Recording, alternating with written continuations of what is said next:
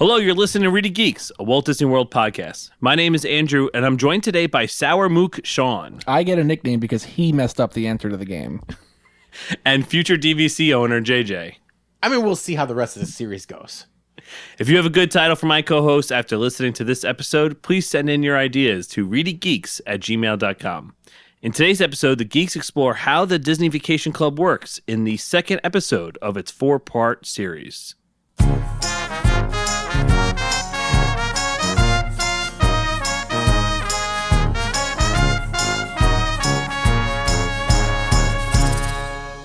So today we are going over the Disney Vacation Club, its inner workings, and how it actually works. This is the second episode of our 4-episode series on the DVC.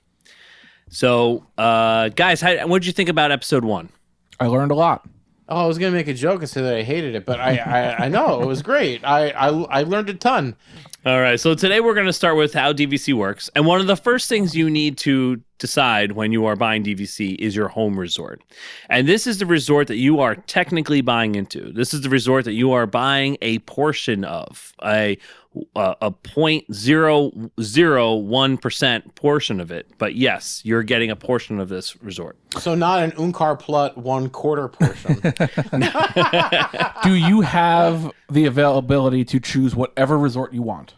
Yeah, so there are certain resorts that are technically on sale right now, and that would be Alani, Riviera, Disneyland Hotel, the Cabins at Fort Wilderness, and soon Poly. Those are the ones that they're going to push you towards because those are the ones they're actively selling.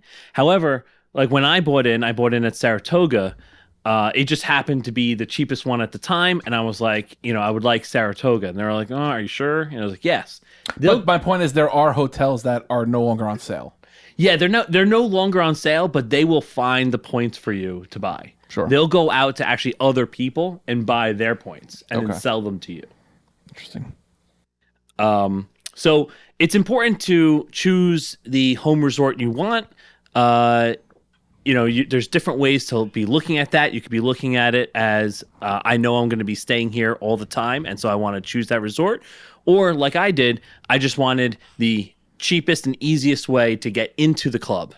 And so that's why I chose Saratoga. It's the biggest resort, has the most rooms, the most points, and is usually the last to be rented out. Do I understand that to mean that even though Saratoga Springs is your home resort, quote unquote, you've not stayed there? No, I have actually. But it's not your first choice. Never my first choice. Yeah, it's always the choice of the last resort. Really, literally, it's the last resort to be booked, and it's my last resort. And I have a question, a follow-up question about that. So your points don't go farther at your home resort. They're just points. Yeah, they're just points. Yeah. So when you buy a contract, that gives you yearly points. Every year you get the amount of points that you bought. So I bought 200 points. Every year I get 200 points. Your points are like currency to rent rooms. Different rooms at different resorts at different times of the year are all different point prices. So you could have, for example, and I looked this up, you could rent a room at Poly at Christmas time for 3 nights for the same amount of points as you can get at Boardwalk in July for 8 nights, right? So because of the high demand for the Polynesian resort during Christmas, a room is going to cost more points. Right. Right. And that's anywhere, though. That's yeah, that's true. The Christmas is going to be the highest season for DVC. The most expensive to stay in for point-wise is going to be during Christmas. Right, so you could go to a more expensive resort in a, quote, off-season. Right. But if you're going more of an on-season, you may be more likely to stay at one of the more affordable resorts. Yes. Here's an interesting mindset, though. What do you think is the more affordable resorts? Well, the two that are farthest away from the parks and closest to Disney Springs. So Old Key West and Saratoga Springs. You think are the more affordable The ones? 2 most affordable. Okay. After that, the Epcot resorts, and then the most expensive, the Magic Kingdom. Interesting. Where do you think Riviera stands on that? Oh, I think Riviera is on its own island because it is so new and so luxurious. Yeah. So you nailed it with new. It doesn't really matter where the location is, where the resort is location wise. It's all about when it was built.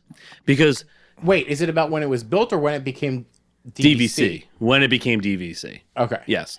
Yeah, when it joined DVC. Because when it joins DVC, they create the points chart. And that tells you how many points you need to spend per night during this season, that season, for this accommodation, for that accommodation, right? And once they create that point chart, it's pretty much locked in.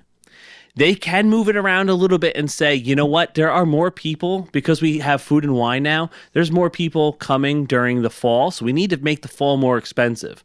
But if they make the fall more expensive, they have to make the springtime cheaper. So the points, basically the average points have to add up when you look at the calendar year. It always has So to even out. Yes. Right, it has to even out. So they're not just going to artificially inflate something. So They're gonna Disney deflate can't just something. put something on sale. They can't, No. Disney can't just say this hotel's not selling super well, so for this week it's 15% off points spending at the Grand Floridian. Right, and it right. doesn't impact anything else. Yeah. No, they can't. They can't do that. That's actually probably really smart of them to do that, because otherwise, I would imagine there's a lot of people that are longtime DVC members that would probably never schedule a vacation until they announced a sale and then use their points on the sale. Yeah. Right. Rather than they're counting on these DVC people to use their points every year or whatever, and because they're also counting on them to show up to the parks and spend money at the parks, right? Well, and also, I think we're thinking of this as though Disney controls it now, and they've sold off the interest. They've sold off the interest in the hotel to other people, right? So that's why, like Disney, like DVC, the Disney Vacation Club, is its own technically is its own company, separate from Disney. Right. So let's say if DVC is having an event in Magic Kingdom, DVC has to negotiate with Disney what the price of the space is going to be, like the rent of the space is going to be, because it's technically a different company. Right. So, and we get to elect the leaders of that company, the people who bought into DVC, get to elect the board. The points chart, though, is solid. And so back in the 90s and the early 2000s, the points charts were pretty cheap because they were trying to get people to buy in. But now, as time has gone on, the points to stay at Grand Floridian and the Polynesian and the Riviera, they are very nice resorts, but it's also very expensive to stay there point-wise per night because they're newer. And Disney wants to be able to sell more points. That makes perfect sense. Yeah.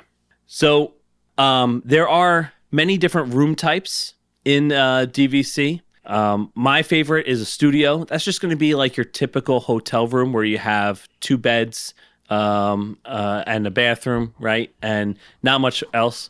Lucy and Ricky beds? Yes. Yeah, the Lucy and Ricky beds. Whenever I'm with Sam, I always joke, especially actually, the last time we were in Disney and we stayed on property, we had 2 beds. I literally slept in a different bed than her a couple nights because Sometimes you need your space. Yeah. Yeah. Yeah, I just need to sleep good. Like, Yeah. I'm just going to sleep. But Lucy and Ricky bed's kind of the dream.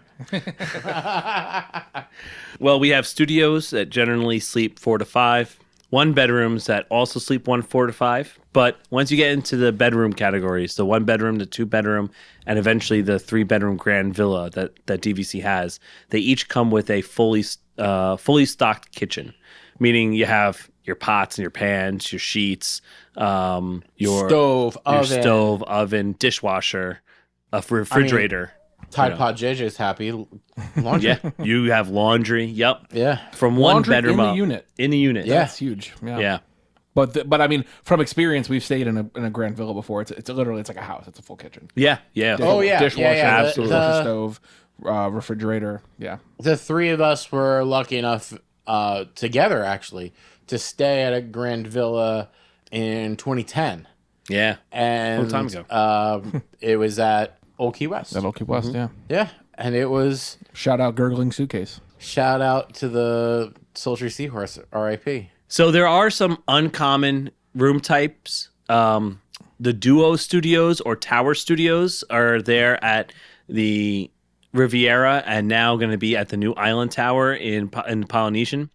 Animal Kingdom has a club level, so you can use your points to stay on a club level room. A studio, 1-bedroom, 2-bedroom are available. Have you done that? I have not done that. In order, and we're going to talk why I probably will never do that. Okay. We'll talk about that. Why I won't be. I want to. It's on my bucket list, and I would love to. If anyone who can, That sounds amazing. please contact because us. I pitched this for my mini moon that we would fly down, go to Magic Kingdom for 1 day, and spend 4 days club level. And shocker, guys, I got shut down. But it was cheaper than one of the other options that I showed. Yeah.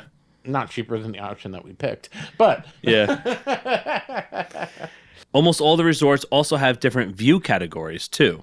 So, for example, at Boardwalk, you can choose between a studio standard view, which you'll be looking at the parking lot or garbage cans or something like that, or a garden view or a boardwalk view.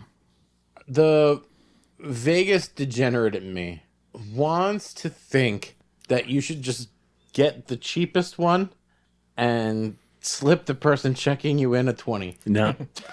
So that's also another thing too, is that you hardly ever get upgrades, right? Because everything is so specific and legally bound, right? Like if you didn't pay those amount of points in order to stay in that room, then you're taking away someone else who bought in's opportunity to pay those points and stay in that room.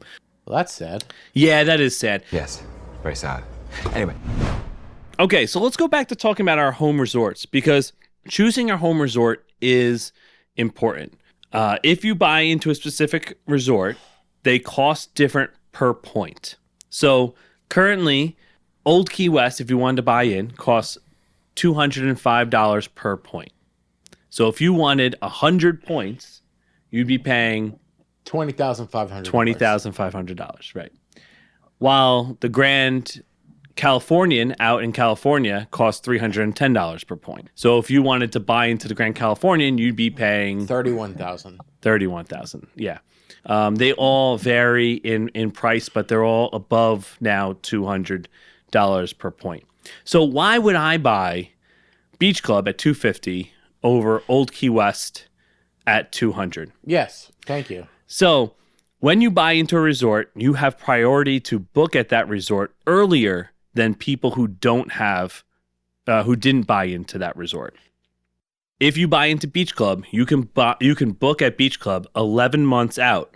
And if you didn't buy into Beach Club, you can book Beach Club at 7 months out from your desired vacation date. Okay, so you have 4 months Yes. where you can act before anyone else. Where you can act before anyone else that bought into other resorts. Yeah. Okay. So this kind of leads people to say, hey, listen, if you know that you always want to stay in Beach Club, make sure to buy a Beach Club, because Beach Club is a popular resort, right? Right. Now, in your experience, how is the availability 7 months out? So I'll say one thing is that I am lucky that I am a teacher and I know exactly what my vacations are going to be. I know when my vacations are going to be. And so I am able to plan 11 months out, and I'm able to plan 7 months out. So I have never really had difficulty getting into a resort that I wanted. We're going to talk about this when we have Michael on the podcast on episode 4. But I've stayed at Beach Club. I've stayed at Boardwalk multiple times. I've stayed at Poly. I've stayed at Bay Lake Tower, not on my points, but my sister's points, and she doesn't own there either, so I'm counting that. I've stayed at Saratoga too, where I own, but I've been able to find room. Oh, and Animal Kingdom Lodge, stayed at Animal Kingdom Lodge. I've been able to find availability at the 7 month window that it hasn't hampered us. That's great. Yeah. The only thing I'll say though is that I've had to pay a premium because I'll have to get maybe a better room view, right? I won't be able to get the standard because the standard is always going to be the first one booked, the cheapest rooms. Oh, that's interesting to think about. Yeah. Yeah. You are taking a risk by not buying where you actually want to stay. But if you are someone like me that is confident they will do the work necessary at 7 months to plan and get onto the site and stalk the site, like I've had a lot of success doing that. So I think this is a good point to talk about annual dues. So we talked about how much a resort costs per point when you first buy into DVC. Mm-hmm. But what some people don't realize is that you do have to pay yearly dues, and these cover things like maintenance, transportation, taxes, and insurance on the property. It's like you're paying your HOA fees or your property taxes. You know, once you pay off the membership of the DVC for however many years, if you pay $31,000 up front day one, you're not sailing free for the rest of your time in the DVC. You have annual, monthly, I think. Right. Monthly payments you have to make towards it. Right. Yeah, you can pay monthly or you can pay for the whole year. The resorts charge different amounts for their dues, right? So take, for instance, Animal Kingdom. They have to pay for all the animals. Mm-hmm. They have to pay for the savannah, and that's very expensive. So their dues are always a little bit on the higher end. So that would almost make sense as to why there is a 4-month difference. There should exist a preference for people who have stayed at that hotel, who have paid to stay at that hotel. Yeah. Because you could like you said, network points. You're basically saying I'm paying as cheap as possible to get into this club, but I'm going to take advantage of the top tier as often as I can. Yes. You're getting into Saratoga, but you want to go stay at Animal Kingdom, but there are people that have paid to be Animal Kingdom to be their home resort that are paying more in dues than you're paying at Saratoga that may be getting locked out of a room because you've booked it. Well, that's why you have to be a planner. Right. DVC requires Disney you itself, to Disney plan. itself, forget DVC, Disney itself has made, if you're not a planner, you're not going to have your best experience on a Disney vacation. Right. The day of just showing up and going to Disney on a whim, you can still do it. You absolutely can. You can show up, you can go on rides, you can get your food whenever you want it, but you're going to have the best time if you're willing to sit down weeks, months, and even beforehand, and even the day of, if you're willing to take a break and sit down and get on your phone on that app, you're going to have the best possible time just planning it out. Yeah. Disney really has it kind of figured out because, my gut instinct would have been to discount the point cost for the people that are in that resort. But doing it the way that they've done it, it's a different incentivization, because if you did a discount, then all the people that signed up for one resort would book all the higher end resorts, right. And then they'd have these DVC resorts that are unoccupied, unused. Right. Yeah, exactly. Because all the cheapest way to stay at Animal Kingdom Lodge, right? Let's keep using Animal Kingdom Lodge as an example. If all the people that rent DVC got a discount, they would be renting the 1 and 2 bedroom villas, right? Yes, yeah. And they'd be renting the Savannah room and all that, and then anyone who has any other points, you have Saratoga points, you'll just be getting standard room studios. But this incentivizes the people that rent DVC to take advantage of the best deal, which is just get into the resort. Mm-hmm. So they're getting the discount, but via a different manner. You mean buy DVC, not rent DVC, right? Just buy. Sorry, I mean buy. Okay. Yes. Okay. People who buy DVC, they can get into a standard rate room, right? Easier. Yeah, because they have that 4-month window. Yeah, and it's so smart. It is smart, and like I would also feel crummy if I had to pay more for that room than someone else who's in the same club as me. You know what I mean? Like the whole idea that Disney wanted is that it's not a timeshare. This is a club. This is like you're buying into this club with everybody else. And yes, your resort may not be desirable, or as desirable as say Beach Club. But you know what? There are people who would rather stay at Saratoga Springs because of how close it is to Disney Springs, and they love to golf. Disney Springs is one of the best things in Disney World. Yeah. Hollywood Studios has like 3 of my favorite 5 or so rides in all of the parks, but I think Disney Springs is a better product than Hollywood Studios. Yeah. Disney Springs rules. Right. Disney Springs is awesome. So back to annual dues. So it's interesting. I just wanted to point out one thing that it's interesting with annual dues is that sometimes it's not exactly what you would have thought. Like I, for one, would have thought that the Riviera would have high annual dues, right? Just because of how nice it is. I thought the upkeep would be high. But actually, a tower is very efficient to maintain. It has one air conditioning system, right? Versus a Saratoga or Old Key West, you have to have a different air conditioner for every building. Yeah. Right. Yep. Things like that. Sometimes multiple air conditioners for the same building. Yeah. And another one to look at is even though Vero Beach right now, you could buy Vero Beach for very cheap from Disney, or as we're going to talk about the resale market, that there's this market where you can buy resale points.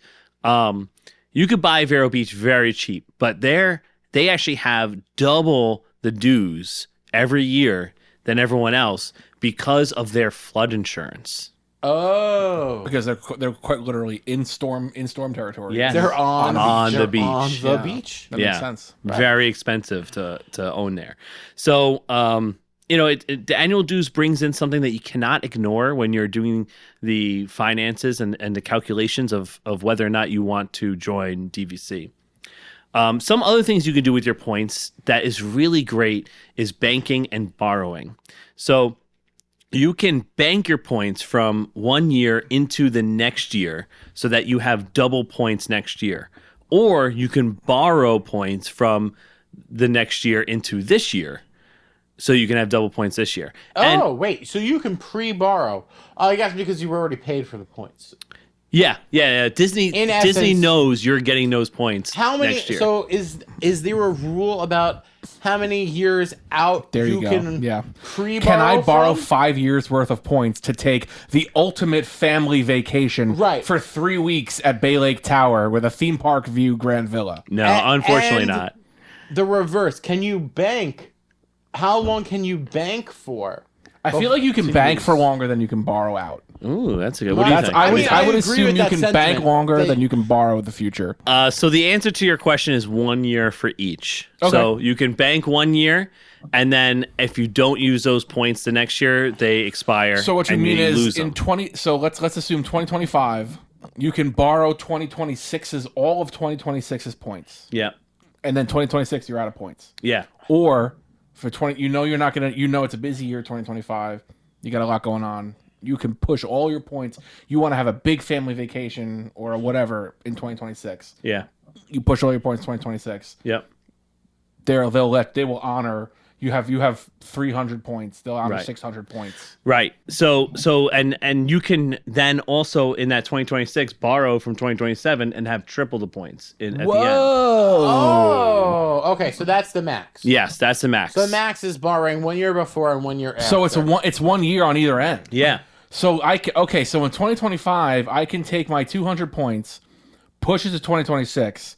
And then in 2026, I can pull 2027's 200 points and have 600 points. Yeah. But that means in 2025 and 2027, I have no points to use. Yeah, but I have the vacation of a lifetime in 2026. But in 2027, or the 2 or 3 vacations.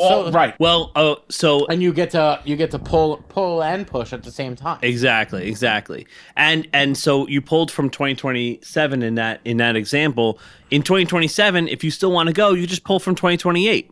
Right, and you could just keep on pulling. Cycle. Right. You could just keep on pulling, and then eventually the world's going to end, and this is all going to be for nothing. Or eventually, you just actually don't go to Disney 1 year, and then you're all caught up again. Yeah. Or this is not making me not want to get DVC. I actually like that Greta's involved with global warming and the world might end. Well, also, if you borrow from the last year, like no one. So one thing is that, and I don't know if we mentioned this last episode. We should have. A difference between timeshares and DVC is that DVC has an end date. It's 50 years from when the resort started. So 19. Yeah. So wait, I know this, but I also don't feel like we talked about this. We did not talk about this. I can't believe I didn't mention this because this is huge. Sometimes for a timeshare, you own that timeshare in perpetuity. You own that forever. Disney actually has an expiration date on their deeds, and it all has to do when the resort opened. Now, in the earlier resorts, Old Key West, Boardwalk, Hilton Head, Vero, etc. Yeah, I think even Wilderness Lodge and Beach Club, they decided that it was going to be 2042. And that was 50 years from when Disney Vacation Club started in 1991. Okay. So Saratoga Springs, that opened in 2004, they said, you know what? 2042 is actually too close now to really sell this. They opened up another 50 years. That was my question. So say tomorrow, recording this podcast has sparked a light in me, and I go to buy DVC tomorrow. Yeah. It would be the worst financial decision I've ever made in my life. Amen. But No, say sister. tomorrow I I disagree. go and I do it. I want to buy at I can buy at let's just say I can buy at let's say you can buy Riviera. let's say I could buy Riviera. I can buy Riviera. Holy crap, what a decision that would be.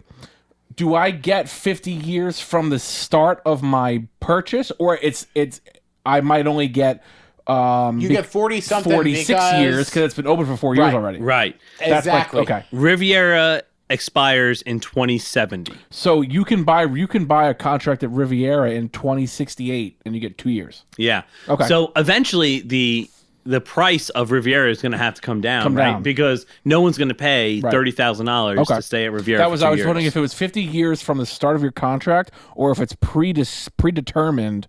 It's predetermined. Right. Predetermined. Yeah. You're just coming into the game a little late. Right.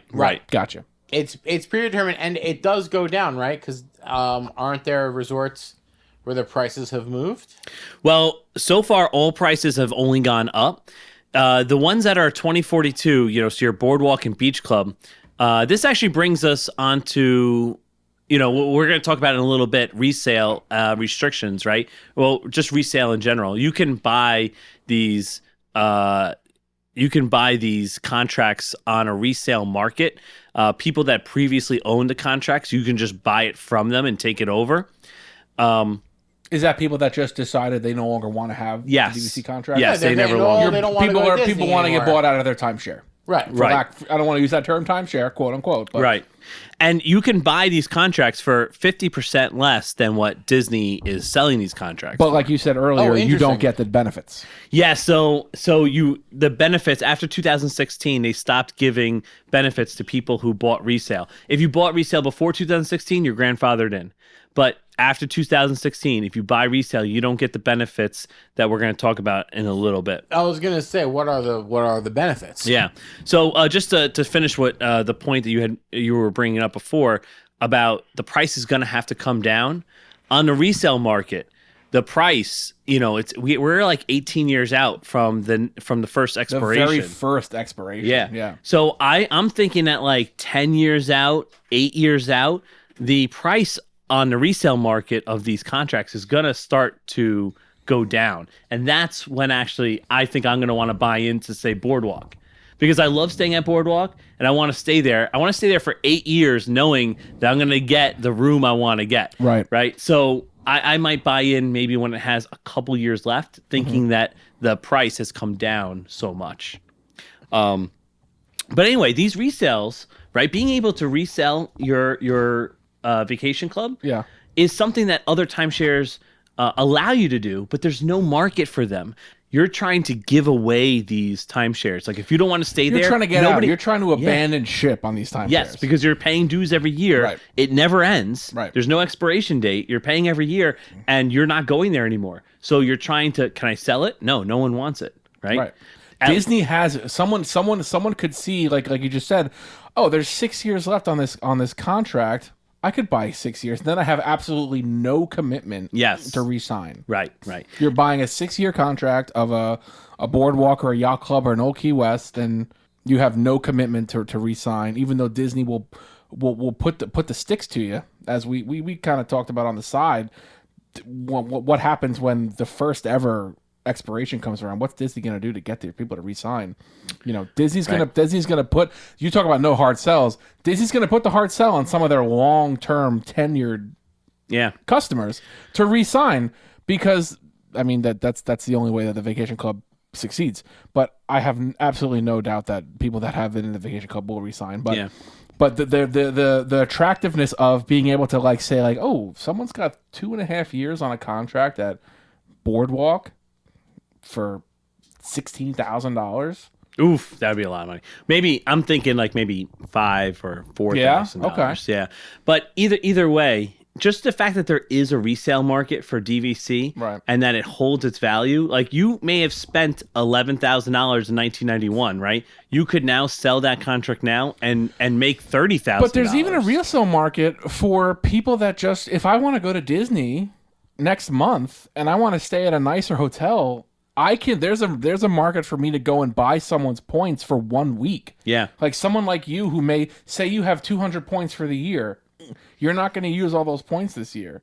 Why can't I buy 80 of those points? You can. Right. So that's there's you're not just buying contracts. I can go tomorrow and buy 3 days worth of points and stay at, it's gonna cost me a pretty penny, but I can buy someone's points and stay for 3 nights at the yacht club.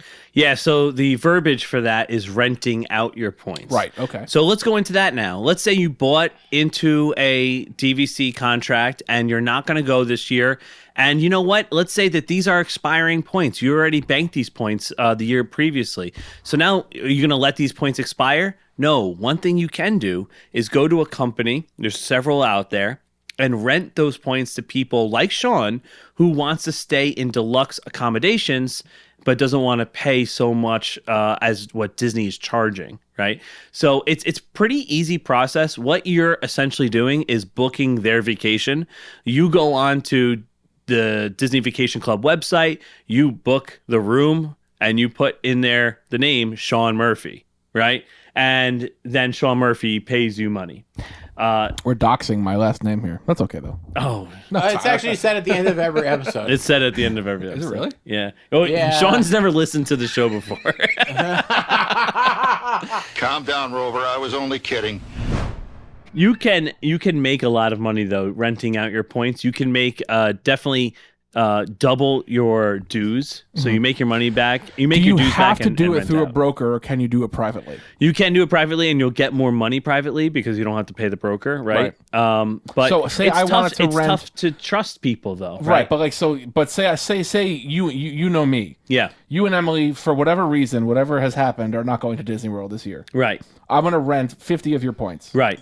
You can just call up the resort and make the reservation in my name, right, using your points, and I just pay you on the side. Yes, and it's legal. Yeah, that is totally legal. Actually, the biggest person that rents out points is Disney, because they own points in each of these resorts, and then when you go on to WaltDisneyWorld.com and say I want to stay in Bay Lake Tower, and you buy, you rent you rent a room in Bay Lake Tower, you're technically renting points. Someone's points, right? You're renting Disney's points. Right. Yeah, because Disney has points in every resort.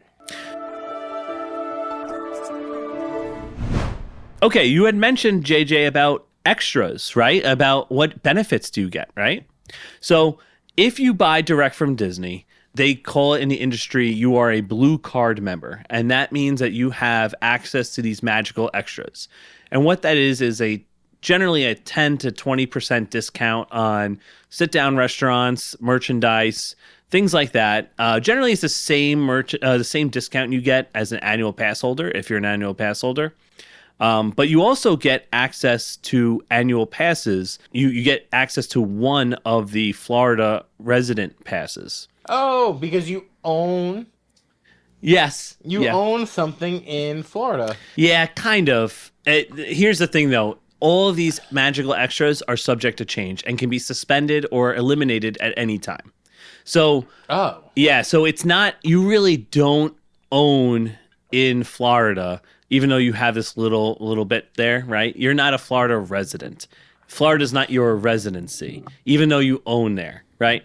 But Disney gives DVC blue card holders, people that bought directly through DVC or have resale before 2016, the ability to buy those annual passes. So that's something that a lot of people think is that, oh, if you're DVC, you get free annual passes. You don't. You do not. You do not. The perks of Disney Vacation Club don't come in the parks. They come in the accommodations and the service you're getting. Which is why some people say that, hey, just buy resale. It's 50% off. And what are someone that bought resale is treated to the same rooms at the same priority as someone who bought directly from Disney. With, technically speaking, the same customer service. They don't make you wear. Right? They don't make you wear a scarlet A on your chest. No, absolutely not. Oh my God! You're a resale. Jeez, get this guy out of here. No, they have no idea. They have no idea. So, and so you miss out on the lounge, and then there's Moonlight Magic nights where DVC will rent out a park for 3 hours or so at the end of the night, and you get like free popcorn and free ice cream, and you can ride all the rides. That's a very nice thing. Oh, that's a nice thing. Okay, yeah. So that's one thing, but they are, there's only like maybe 10 of them a year, and they're always on a Tuesday or Thursday on times that a teacher from New York can't go. Well, right. I don't need a DVC to have Moonlight Magic. Oh. How romantic. All right, so two other things I want to mention here, and then I think we've kind of covered a lot of it. Something else you could do with your points is you can transfer your points into the cloud. The cloud. Into crypto, into Dogecoin. Disney is getting involved in the blockchain. This is okay. It's called Mouse Coin. Okay, you ready for this?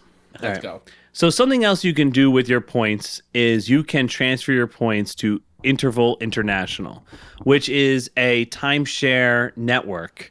That's actually the timeshare network that my grandparents own, and I may or may not be using for my honeymoon. Really? Yeah. Yeah.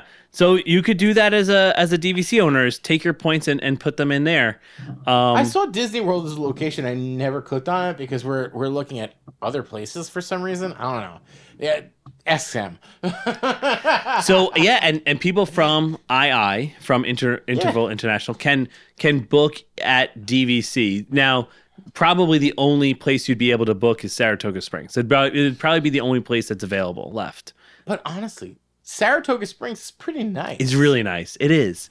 Ooh, this is nice. Girl, this audience is you right here?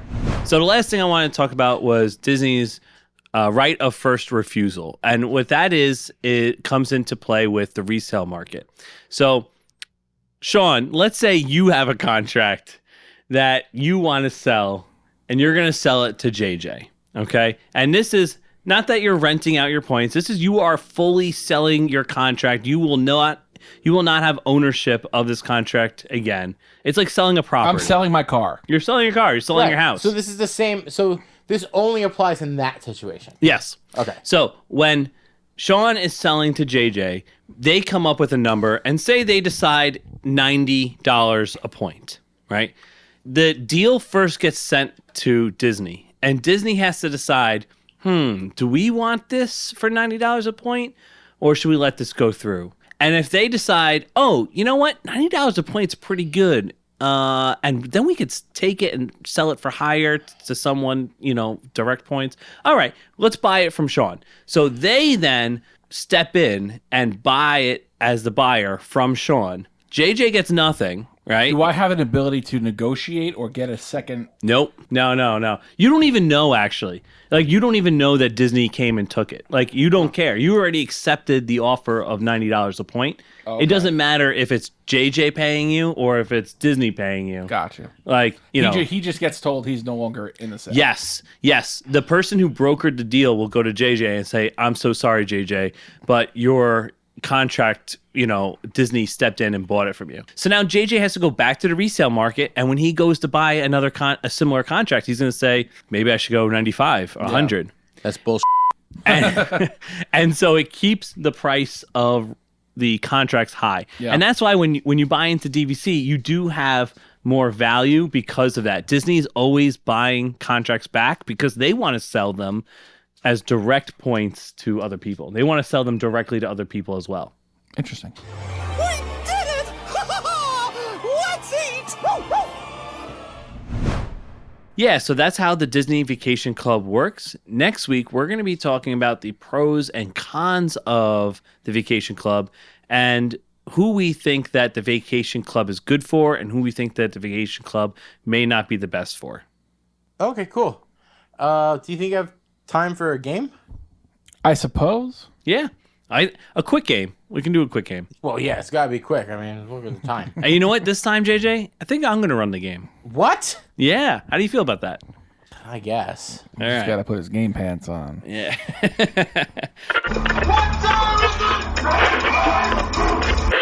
All right, guys. So I have a Disney trivia game for us. Okay. Trivia? Yeah. How new? Well, yeah, we've done trivia before, but it was a while ago. And you know what? JJ didn't get to play in the trivia game. He was the game host. So this time I'm going to be the game host and give JJ the opportunity to lose to Sean. Wow.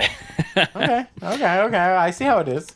So this is how it's going to work. I'm going to read the question. You guys have to wait until I have fully completed the question. And then you can ring in using your name. All right. So here is our first question. What is the original name of Walt Disney Imagineering? JJ. All right, JJ. WED Enterprises. Ding, ding. Okay, so that's Walter Elias Disney. So his full name, Yeah. Enterprises. Correct. All right. So that's 1 point, JJ. Here we go. 0 point, Sean. Okay. How many versions of Spaceship Earth have there been? Sean. Existing currently, there have been 4. Correct. 4. Nice job. Good job, Sean. Which ride did Test Rock take place of? JJ. JJ. Horizons. Incorrect. Oh, no! Don't say it. Don't say it. No! I gotta censor myself. Is it the Universe of Motion? Oh my god, he's so close. I Give will. him a half point. I will take it. Yeah. History It's of a Motion? world of World motion. of Motion. Okay. World Yeah. of motion. Oh my god, I can't believe I said that wrong. You know what though? I think most people think that Horizons used No, to be. Horizons is where Mission Space was. Right. But And I World of think- Motion is Test Track. Yeah. I know that. Wow, it's a lot harder being on this side. Any answers? Yeah, It's a lot harder being on this side because I know that. Okay. What was the first non-U.S. Disney park? JJ. JJ?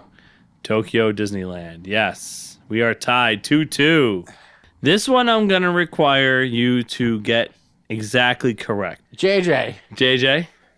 Skipper Canteen Ltd. No, the Jungle Navigation Company. Oh, I knew that.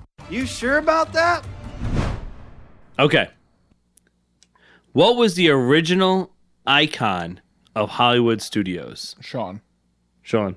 Was it not a water tower with Mickey ears? Wait, what's the name of it? Oh, god damn it. The Earful Tower. Yes! There we go. The Earful Tower. You buzzed in before me, so you had to say the name right, but you nailed it.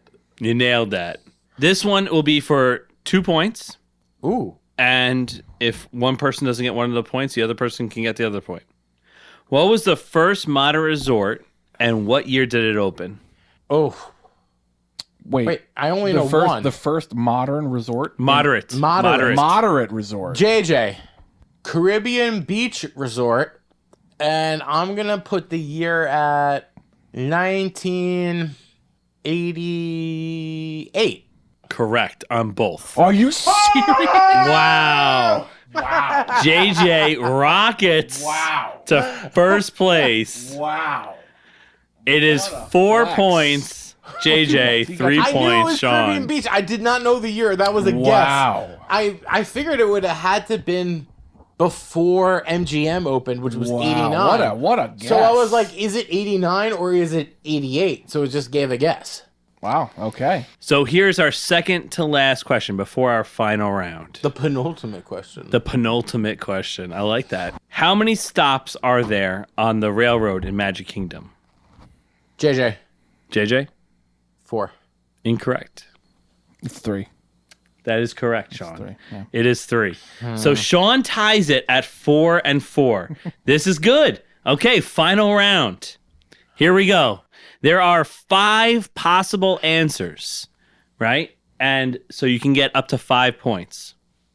Okay, so you guys are going to create your own list here. I'm going to give you a prompt, and you're going to get 1 point for every correct answer. You ready for this? We're ready. If you wanted to stay at a Walt Disney World hotel in 1980, what options would you have?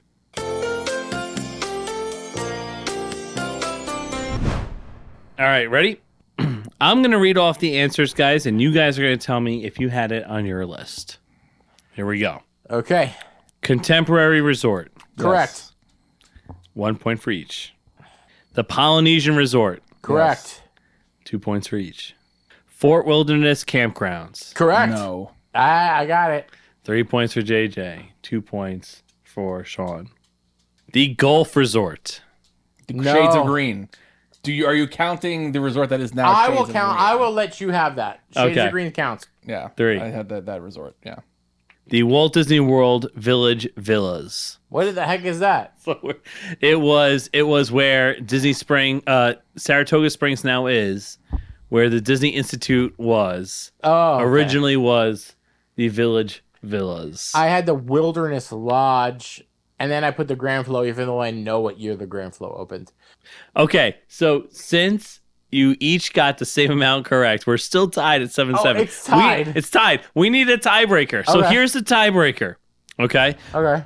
Whoever gets closer to the number, all right, without going over. Oh, Price is Right rules. Read it. Without going over. Okay. How many Walt Disney World highway welcome signs are there?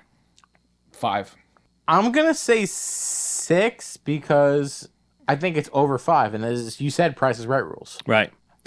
The answer is 5. What? That was amazing, Sean.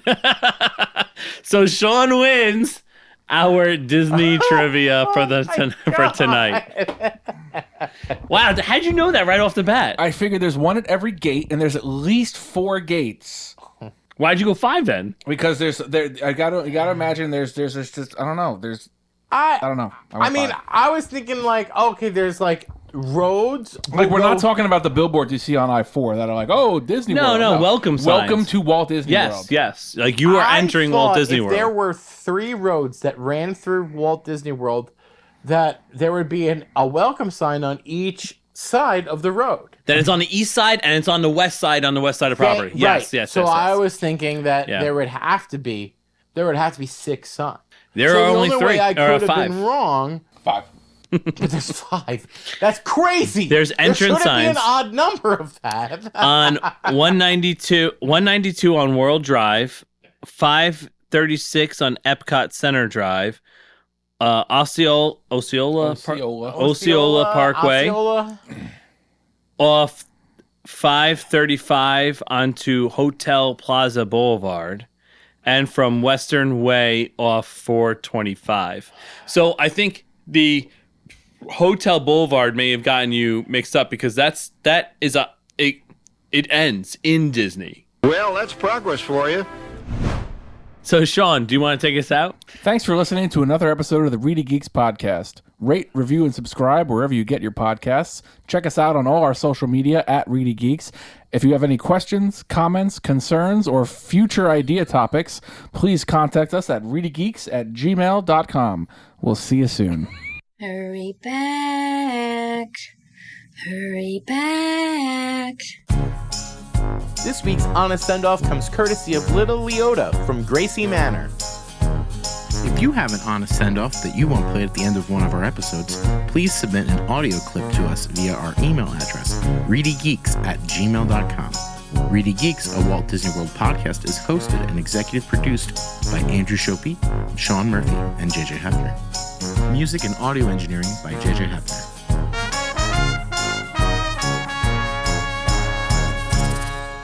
Bon voyage.